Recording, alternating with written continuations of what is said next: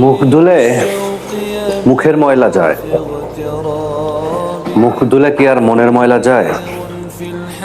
কিন্তু আমরা এই মনের ময়লা পরিষ্কার করার জন্য কিছুই করি না, শুধু মুখের ময়লা পরিষ্কার করার জন্য আমরা মুখে কত কিছুই না মাখি,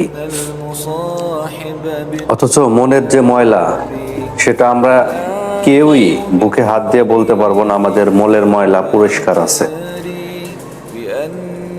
আসলে আল্লাহ তাআলা আমাদের সৃষ্টি করছে, কোনো একটা কারণ তো অবশ্যই আছে। দুনিয়াতে পাঠালেন কি উদ্দেশ্যে, আর আমরা কাজ করছি কি, কোনোটাতেই মিল নেই।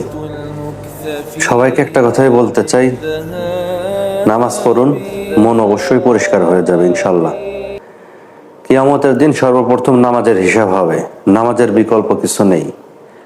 তাই আমি নিজেও পরিবর্তন হতে চাই, আমি আপনাদের সবাইকেই পরিবর্তন করতে চাই।